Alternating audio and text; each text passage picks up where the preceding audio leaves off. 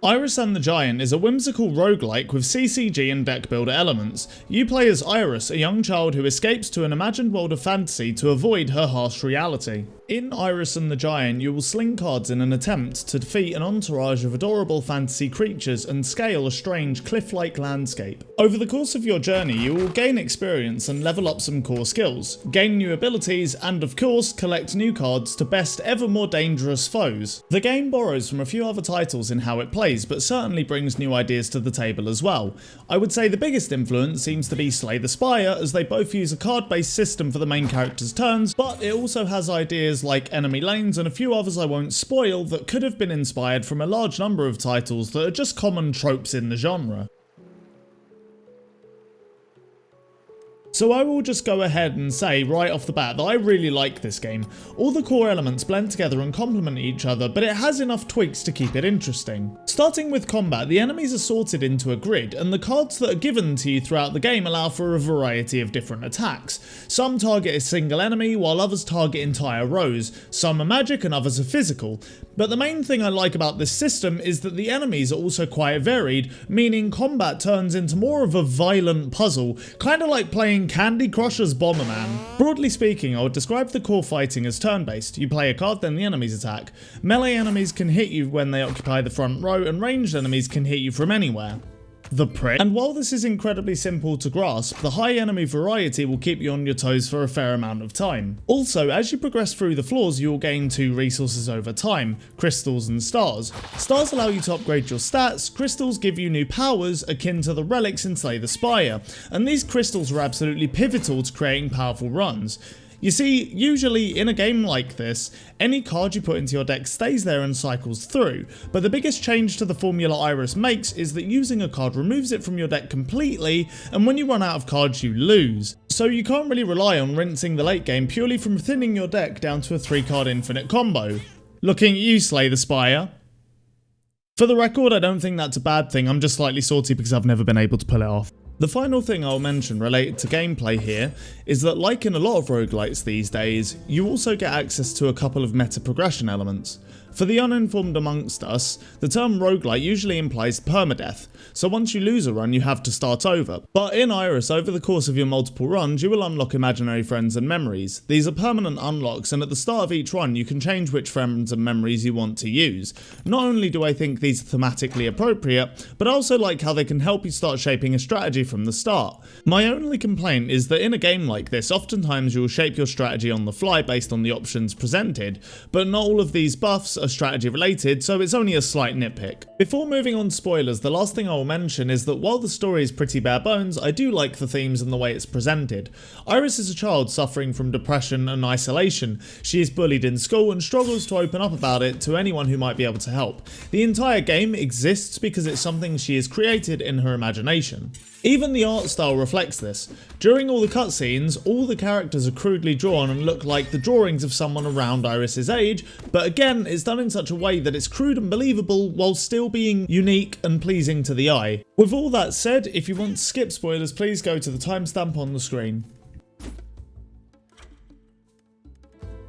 While I think it is quite hard to spoil a game like this, there are a couple of elements that are fun to discover, especially if you're unfamiliar with most roguelites. So, final warning, if you are new to the genre, please do skip this section. But the observant amongst you will notice that when pulling up similar games, I included The Binding of Isaac and Nuclear Throne. This is because you have alternate paths and secret rooms in this game as well. Generally speaking, these elements are included to up the difficulty and provide a larger reward. In Iris, you will face more and tougher enemies, but will be given more chests and resources as a result. I also think the way in which these paths are hidden is quite clever. As you may have noticed from watching the video, when you kill an enemy, that row slides towards you like those penny machines everyone loved as a kid, but in the case of this game, instead of bringing you small trinkets that are worth less than the pennies you put into the machine, you'll find alternative staircases. You see, to progress through the levels in Iris, you need to kill enemies and find the staircase, but usually there are more enemies, so if you clear the floor instead of just charging blindly into the darkness, you may uncover a second, smaller, more alluring staircase. So that covers the alternate routes, but what about the secret rooms? Well, as you play, you'll probably have a few scenarios in which you use an axe to kill 3 enemies, but the fourth path is a large boulder or something. The axe will damage the boulder, but most of the time you'll discover the shocking fact that rocks contain more rock. But if you are so lucky, this may on occasion reveal something. You might notice a large yellow egg chilling inside the rock. Hit that motherfucker again and suddenly you've opened up a portal to the gold dimension.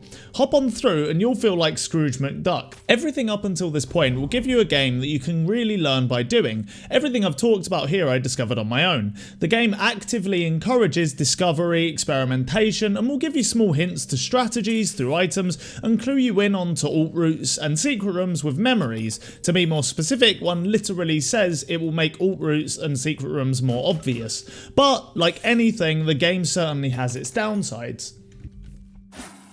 To start with, I think the biggest disappointment for me was its length. Typically with this kind of game, it's designed to be very replayable, and here the core gameplay is so fun that I really wanted it to be, but at only 7 hours, I've already beaten the game twice on normal with 76% progress and 31% on nightmare difficulty. To be super clear though, it is possible that the game does go on for longer than the final boss because it is a trope for the genre after all, but the final cutscene made it seem pretty clear that that was the ending.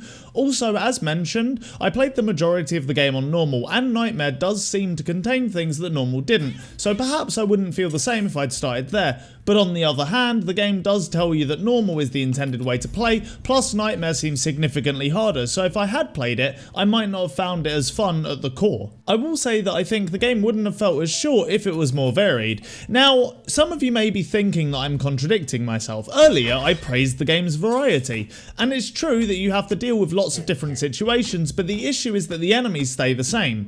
So for example, if we look at the skeletons, you can have basic skeletons, skeletons with shield that block physical damage, skeletons with mirrors that reflect magical damage, skeletons with special swords, skeleton with armor that take multiple hits, or some variety of all these augmentations. This means you have to deal with them in lots of different ways and your deck has to reflect that, which is fun. But on the other hand, that's a lot of skeletons and they all attack you in the very same way, which is a lot less fun. This also causes a lot of the decks to become fairly homogenized, because in every run you will find enemies that have to be killed with magic damage, you have to have some magic cards to deal with them. And because your cards get used forever, you will need to keep grabbing magic cards to deal with these enemies.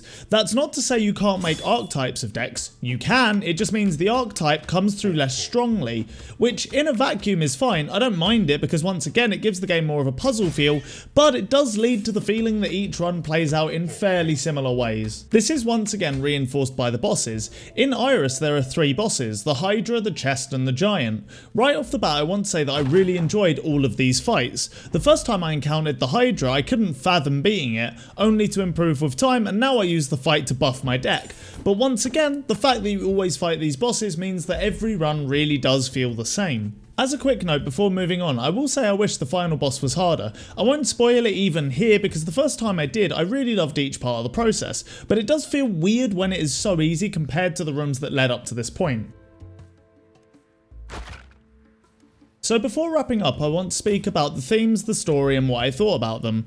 This isn't the kind of game that obscures much information. The very opening cutscene is Iris being driven swimming by her dad and monologuing about being unable to respond due to her anxiety. What I liked about the dialogue is that much like the rest of the art direction in the game, the language used makes it clear that it is a young person's thoughts. After the drive, she is very high up and getting ready to dive, and she says even up here she could hear the others laughing at her. Initially I thought it was possible that this was in her head and the devs were pushing the anxiety angle, but later it becomes very clear she is indeed bullied. Like I said, over the course of the game you'll find memories in the lanes whilst fighting enemies. At first I thought it was a little odd that the fighting was broken up by cutscenes of Iris's personal life, but after thinking about it for a bit, this represents the fact that even in her own world of fantasy, she can't completely forget about her struggles in the outside world. Also, towards the end of the game you'll fight enemies that appear to be bodies with large lips.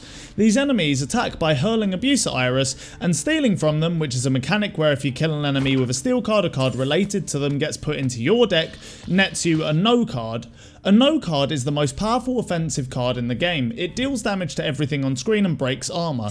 I think it is fairly obvious that these enemies are the manifestation of the harmful words said to Iris, and the no card is her attempt to fight back.